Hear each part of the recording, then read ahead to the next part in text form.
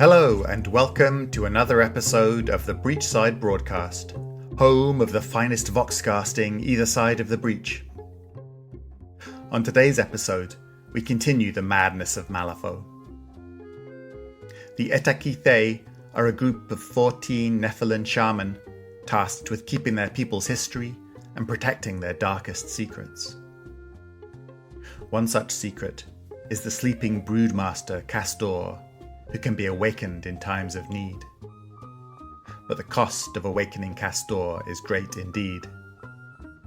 I hope you enjoy part 7 of the madness of Malifaux, right after this word from our sponsor.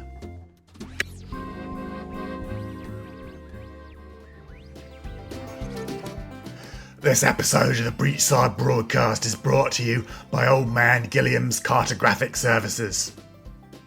Old Man Gilliam has a huge range of maps in stock, comprising a comprehensive repository of cartographical information, detailing numerous locales in Malifaux and the other side. As Old Man Gilliam always says, shop here or get lost.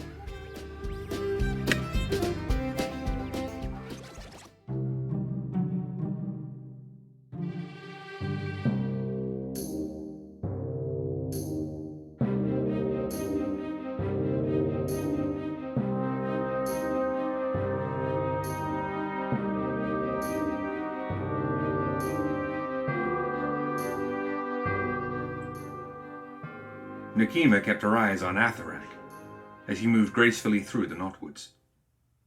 A crooked smile lingered beneath his bat-like mask. Now and then Atharak would stop and bend to examine a flower, poking out from beneath a rock, or hold a hesitant conversation with a bird flying overhead. Nekima felt no magic lacing his words. It struck Nekima as unusual. The Eta Kithae rarely appreciated such little things. She pulled him away from the others. "You're different," she said. It wasn't an accusation, but Atharak gave her a sly look all the same. His arthritic claws gently held an Elosian blossom, its petals opened in the light of the moon. "A bad thing," he croaked back. Nekima stretched her wings. The shaman was of a different era, but something about him was familiar. "No, you're not what I expected. The Eta Kithae busy themselves with the ancient ways, not flowers and dirt." At that, Atharak gave a dry, stuttering laugh. Beneath his mask, his eyes looked endless, an extension of Malifaux's night. "True. Remember things past the Eyrie. Beautiful things. Brothers care for secrets held in blood, old memories. Forget this is our home."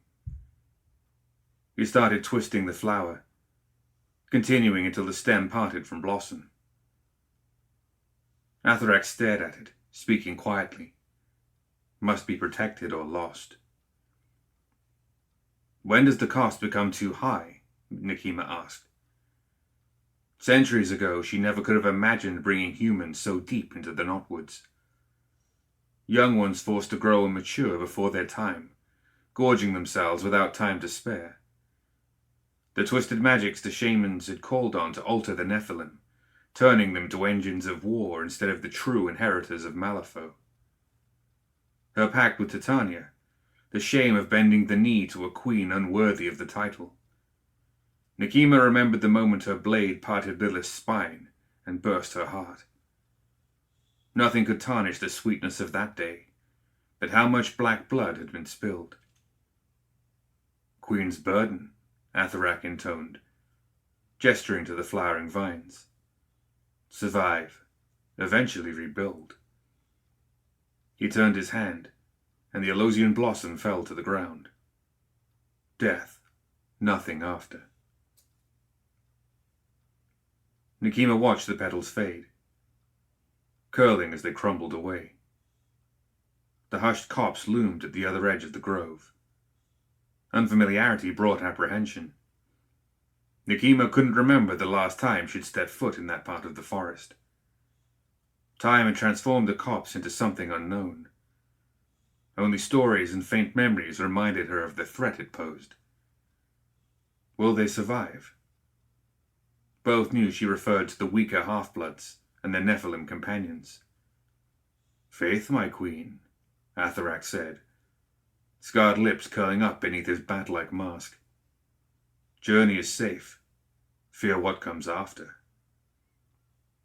Eternal twilight ensorcelled the hushed copse. Leafy crowns grew so thick that barely any light scattered across the dirt and loam. Enormous trees resembled mountains, thick and petrified. Predatory vines hung from branches, an obscene funerary veil for a forest not fully dead. Sticky tendrils occasionally snared one of the half-bloods. Their screams were dulled, the sound punished for daring to exist. Tiny motes of ashen-colored light drifted through the foggy air, the sole indicators of time passing. Atharak's murmurs were the only thing that broke the cloying silence. Magic laced his speech. Nekima recognized syllables, but the spells were otherwise foreign to her. At points, Atharak cast a clawed hand across their path, chanting until he was satisfied it was safe to continue. He altered the copse in tiny ways to avoid its hidden dangers. Nekima could barely sense what the shaman was doing.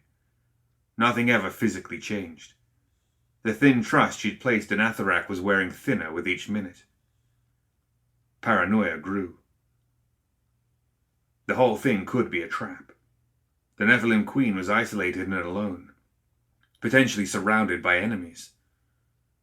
Fog curled behind Nekima's hooves, and she stomped towards Atharak, living blade in hand. "It's been hours," she said curtly, casting suspicious glances into the tree line. Atharak's hand shook from exhaustion. "More to come," he hissed, voice dry. "Eldest hide never found, but close." The shaman gestured to the forest. Eyes shone between the trees, briefly, only visible when lit by the copse's liminal glow. Their forms were indistinguishable at a distance, but vestiges of Nephilim traits made their way through. Claws, tattered wings, elongated legs. "His guards?" Nekima asked. "Old ones, loyal to him. Not dead, not alive," Atharak said cryptically. More figures became visible, though the Queen wasn't sure if it was from the clearing fog or their progress further into the hushed copse. Their path was flanked by ancient stones, swallowed by the undergrowth, slowly revealed as the trees began to thin. They reached the edge of a clearing and stood before the heart of the copse. This once grand place had fallen, but reclamation birthed it anew. A morbid chandelier of idols, crafted from sinew, twigs, and bone, hung from branches. The old guard stood at attention, flanking the main pathway on which Nekima's retinue walked. Portions of the guardians were withered, jaws broken and wings reduced to stumps. Tarnished, ornate decorations gave the impression of funerary garments, like warriors buried with their weapons and riches. None of the guards knelt as Nekima passed. Almost as one, their heads turned slowly to follow her. They ignored the half-bloods and the other Nephilim following in her wake. The Queen couldn't help but turn slightly to get a better look at some of the creatures standing at the sides of the path. When Nekima expected to see dead stares, she instead saw awareness. These were not mindless undead, but servants willingly enduring such a life for a cause greater than themselves. The path of broken stones widened into a grove, ringed by boulders that looked like rotting teeth. Roots entangled each one, creating crowns of thorny vines.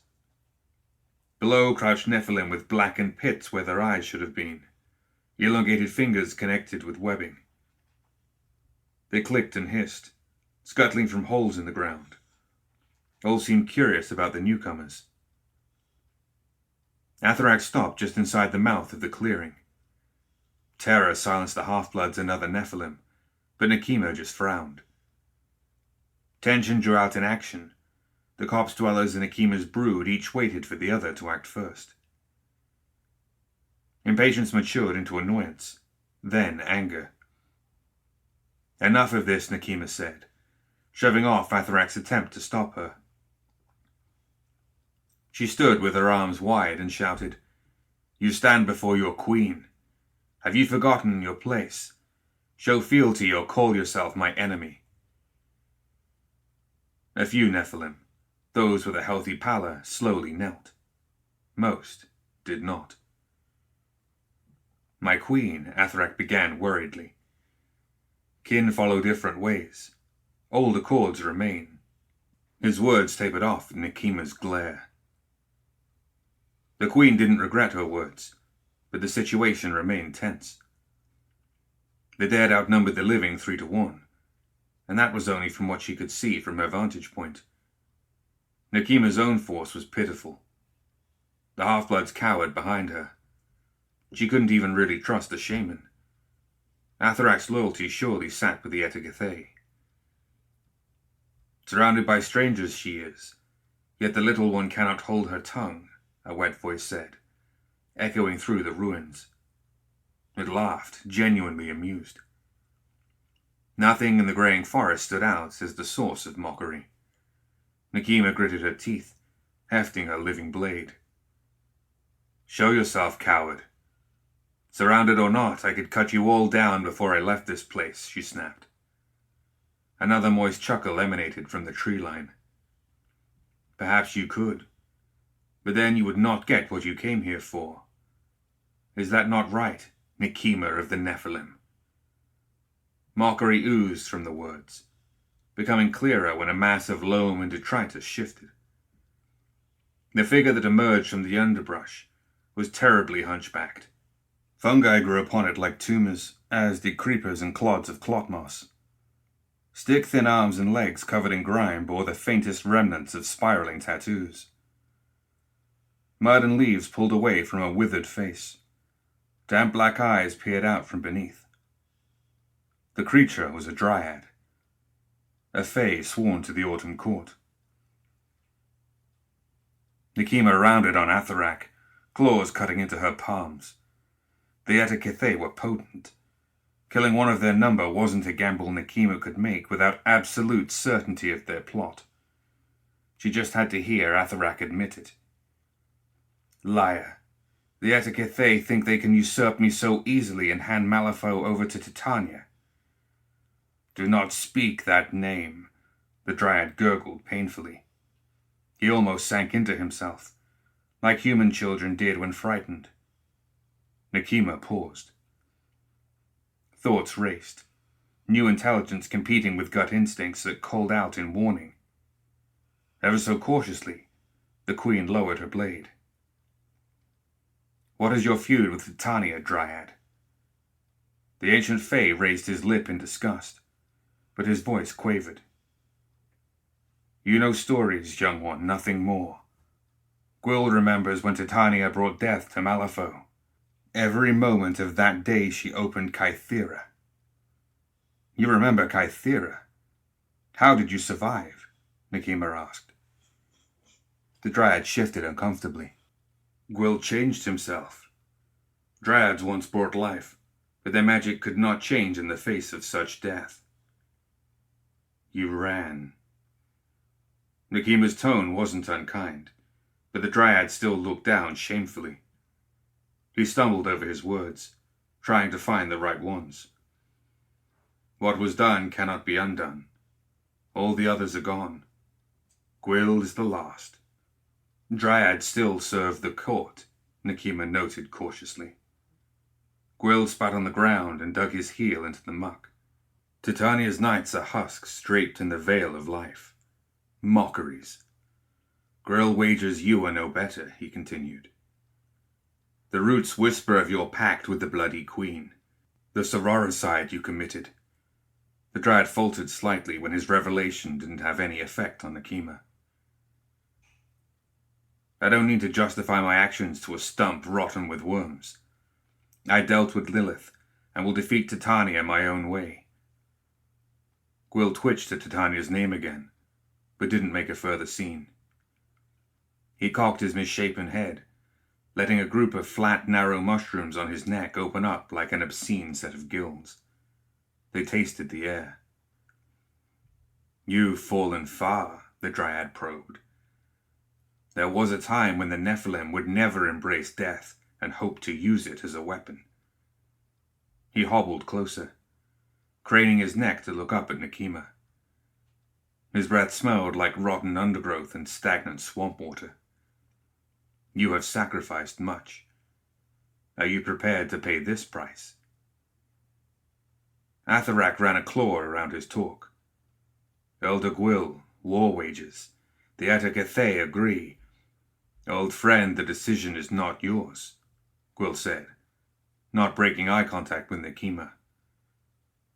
"Why do you wish to do this?" Nekima broke into a half smile. "I need every advantage possible to make the Autumn Court burn, to dethrone the Bloody Queen and reclaim Malifaux for its rightful heirs." The Dryad gave a rotten grin, full of sick, joyous glee. "Then we have an accord. Though I warn you, he may not be diplomatic at first. The ritual is unpleasant for all involved." "Necromancy is never pleasant," Nekima scoffed. Gwyll waved a finger. "This is not necromancy, my queen. The hushed corpse is neither fully dead nor fully alive." The Dryad plucked a mushroom from his shoulder and whispered a thick, phlegmy word. The fungus grew larger, its cap expanding and roots worming into the Dryad's palm. Atharak intoned a word, and the fungus shriveled, withering up until it was nothing more than a twisted black stem. Gwyll tilted his hand. The mushroom fell, crumbling to dust and spores before it hit the ground. "Gwyll and Atharak will simply shift the balance one way instead of the other. Come." Atharak accompanied the Dryad to the center of the ruins. The pair started clearing away dirt and leaves from its center. The Nephilim guard stepped forward to assist. After raking away creepers and mud, a pattern emerged, gouged into the living stone beneath. Nekima recognized a handful of archaic never-born sigils, formed by channels carved into the stone. The channels all led to a multifaceted brass cap in the center of the clearing. Verdigris clung to the surface of the object. The hushed corpse's devotees worked quickly and silently. "Approach," Atharak said, beckoning the brood. They hesitated until Nekima raised her chin. The half-bloods and other Nephilim scurried to obey. The old shaman carefully arranged them into a circle, positioning each one over a runic channel. "And here, my queen." The shaman gestured to the edge of the circle. Tentatively, Nekima took her place. "Ritual demands power," Atharak started, making small adjustments to stances, and moving the Nephilim about just so. "Channeled through you will help wake the old. Remain still and no harm will befall you." That eased the gathered blackbloods. A few half-bloods visibly relaxed their shoulders, while other full Nephilim stood straighter, proud to have been chosen for such a ritual. Satisfied with his inspection, Atharak faced the verdigris-encrusted cap in the center of the clearing and spoke words in the hissing, guttural language of the shamans. The brass reacted to the shaman's power, its multifaceted sides retreating as arcane mechanisms pulled the covering away. A rotten stench emanated from the pit. Even Nekima gagged. It reeked of old blood, rancid meat, and the layered scent of decay. Atharak bowed, extending a hand to Gwyll. "Finished," he croaked. Gwyll raised his knobby arms, and Nekima felt the sour tang of necromancy fill her nose. "Let him feed," the Dryad called. As one, the assembled guardians took one step forward, drew back, and shoved their weapons deep into the bodies of Nekima's brood. Choked screams and panic replaced the reverent atmosphere. The writhing forms of the blackbloods fell to the ground, gasping and twitching as their acidic blood drained from their wounds and into the runic channels. Thick, tar-black blood filled the channels and flowed slowly to the pit at the center of the circle. It sounded like rain when the channels deposited blood into the hole. Atharak and Gwyll chanted in unison, letting no death disrupt their task. The flood continued, becoming more intense, as dozens of hearts pumped life into the depth of the charnel pit. Despite being gravely wounded, a few of the Nephilim fought back, managing to escape the copse guardians to crawl toward the tree line. Figures moved quickly out from the edges of the grove to intercept them. Female Nephilim, deathly pale and serenely masked, blocked the way. They drew blades, expertly cutting deserters apart in a frenzy of violence. It was over in moments. The aftermath was almost tender. Each held one of the dying like a mother would a child, guiding their blood into heavy urns. Not a drop was wasted. Nekima watched this, unmoved. She knew the price demanded, even if those she led to their deaths did not. The smell of acid, copper, and iron mingled in the air, and it pleased her. Gradually, the bloody flow from the channels dwindled. Burn-bearers reverently stepped to the edges of the pit and poured in their offerings. Atharak's chanting was steady, but he was clearly struggling. Whatever magic he cast was difficult, even with the fountains of blood being offered. Gwyll was calmer, but a look of frustrated concern grew over his face. He groaned in pain as the weight of keeping the enchantment fell solely on his shoulders. Atharak stumbled, falling to one knee. He called to Nekima, pulling a knife from his belt. "Queen's blood to seal the ritual," Atharak wheezed. Nekima stared at him, at his audacity. "Am I to be consumed as well, shaman? Is this how the Eta Kithae work betrayal? No, my lady, no, only blood." Atharak held his knife toward her. Nekima sneered, then snatched the blade from his hands. Her eyes lingered on the corpses piled around her, before she pressed the point of the blade against her flesh. She dragged the blade across the underside of her arm, wincing as pain began eating away at her flesh. She had a second to enjoy the sensation, before Atharak grabbed her arm. Nekima gasped as the spell tore through her veins. The arcane power ravaging her body tore her life out, strand by strand. The pit drank her blood like a starving tot. More and more ripped from Nekima's flesh until she collapsed. Spots danced in her field of vision. She struggled to remain conscious, watching one last droplet of black blood, her blood, leave her wound and disappear into the pit. The spell's end brought little relief. Nekima breathed heavily, struggling to collect whatever strength she had remaining. She fought against her own body's weakness, brought on by severe blood loss. A lamb for slaughter, a sacrifice for a spell, nothing more. Nekima heard her own heartbeat, its roaring pulse drowning out all other sound. The corpse shifted at unnatural angles, but the queen pulled herself up, speaking hateful words and using them like a focus.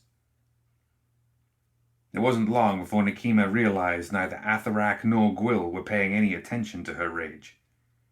They lay prostrate on the ground, facing the pit. Slowly, Nekima turned. The ground shook once. A squelching noise emerged from the pit, followed by a low and rumbling drone. It shook again. Something huge moved under the ground. More cracking sounds, like the splintering of wet bone under gristle-covered meat.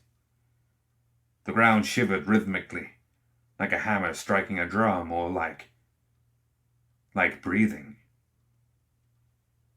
A clawed hand grasped the side of the pit. The nails were long and splintered, veins standing out against skin pulled taut over bone and tendon. A second hand appeared. Then the tips of tattered wings, extended with a sickening dry crackle after their long confinement. The creature rose, its body pale, veins black beneath the translucent skin. Black blood dripped from its mouth. The Nephilim was massive but emaciated, little more than a barely muscled skeleton wrapped in sallow skin. A hashwork of burns and pitted flesh clustered around the Nephilim's throat and chest. With one massive claw, the Nephilim picked up the still twitching body of one of the sacrifices. The Nephilim savagely bit into the corpse, tearing it in half, bones cracking as it chewed. He swallowed the meat nearly whole, gulping it down like a serpent before reaching for another. Bones and organs pulped in his jaws. The sound of ripping flesh and wet chewing filled the copse. Only after his sixth corpse did the ancient Nephilim slow his grisly feast. Breath heaved in his chest. He bit the head and torso off a half-blood, tipping the body to let the last bit of black blood pour into his mouth. His head craned back, exposing his ruined lower jaw. Vertebrae popped, followed by a long, contented sigh. A huge sword with a serrated edge hung from the creature's back. Nekima knew the weapon's name. Marathain, another living blade.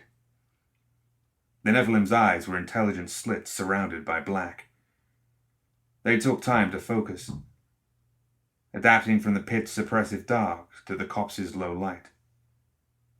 Nekima trembled when they focused on her.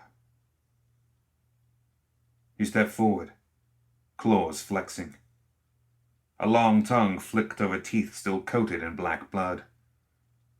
He towered several heads above Nekima, nostrils flaring, the shriveled remnants of once great wings clawing toward the sky.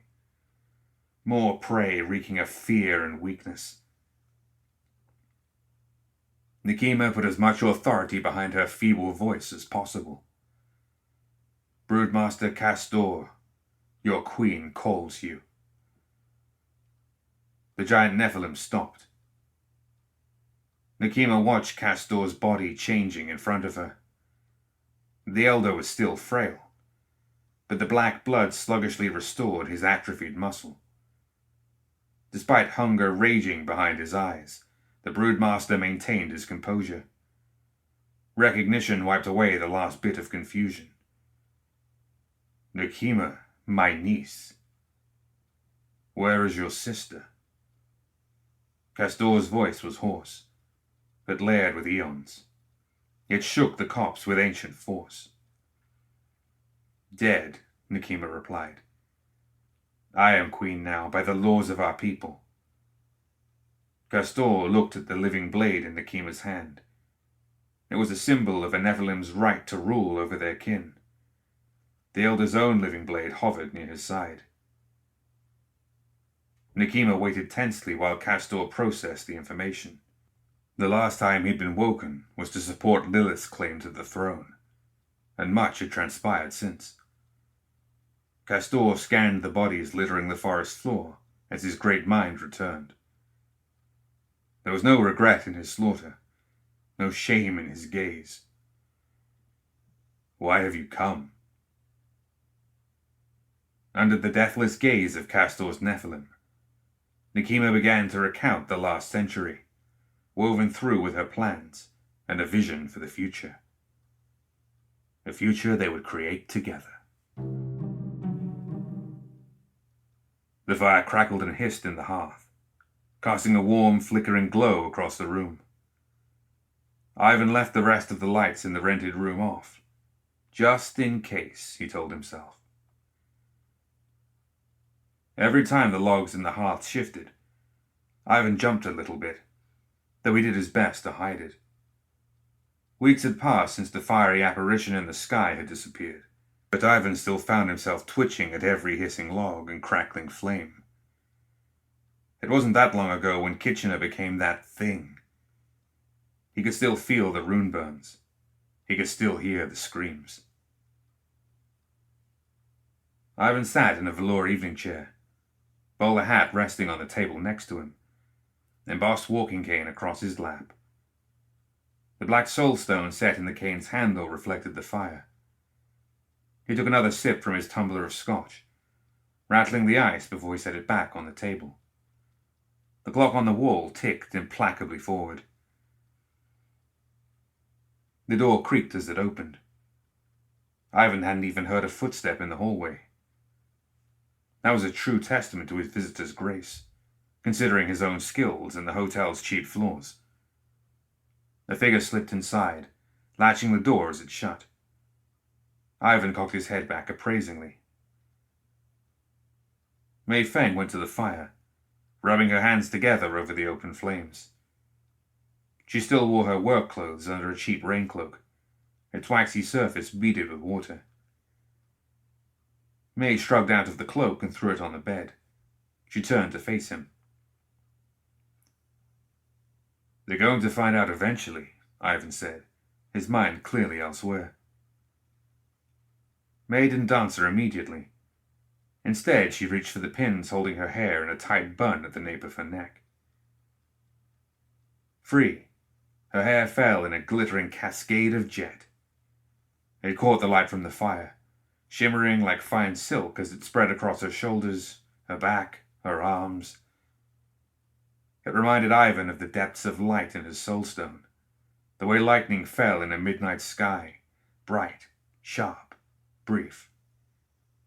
"I don't care," she said quietly. The maps were ancient, the landmarks long destroyed. Tiri peered at their smudged ink, trying to reconcile the wastes that surrounded her with the crowded cities and glorious boulevards scrawled onto the fading parchment. More than time had passed. A civilization had crumbled into ashes since that ink was fresh. Tiri's civilization, her people.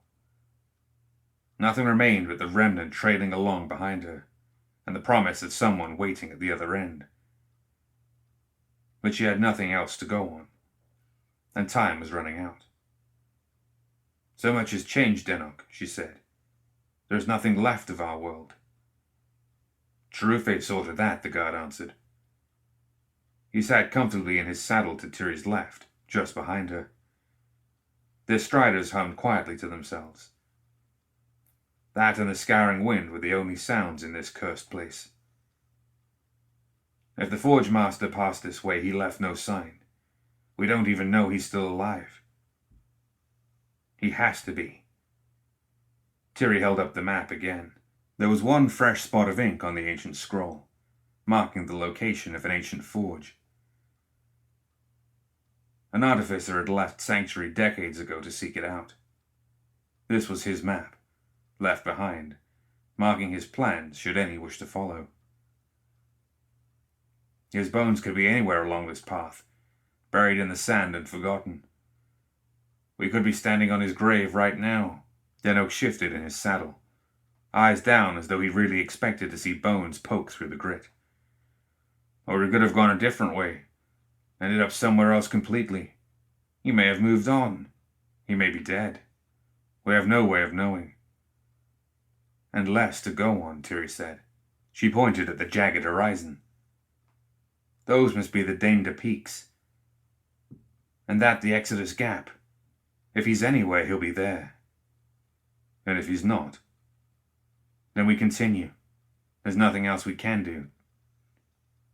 Tiri rolled up the map and stowed it in the case on her saddle.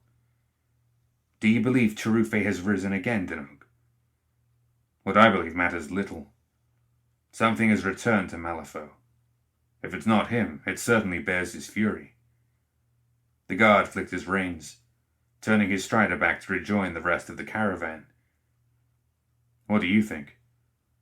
"That we are nearly home," Tiri answered, with the slightest smile on her lips. Peaceful made Ophelia nervous. Ain't nothing in the bayou that was peaceful, unless it was fixing to do something extra dangerous. And for the last 2 weeks, the Red Cage had been awful dang peaceful. That's why she was here. To put an end to all this peaceful nonsense, and get to the bottom of what was going on in the Red Cage. Literally. "We really going down there?" Rami asked. The rifle slung over his shoulder was bigger than him. "Bad idea's a bad idea." "I like it," Raphael said with a grin. "I like trouble." "Just keep your eyes peeled," Ophelia said. Her little band stood at the crumbling edge of the cage. "And if you see..." A pillar of flame erupted from the seething hole at the center of the cage, far below. It turned the waterfalls trickling into its mouth into steam, and sent a plume of rancid smoke into the sky. Père Ravage whooped and started clambering down the muddy slope. Ophelia grabbed him by the back of his overalls and dragged him back. "I said careful." Once Père was back on solid ground, she slapped him on the back of the head, then rounded on the rest of her crew. "All y'all load up. We're putting an end to this thing once and for all."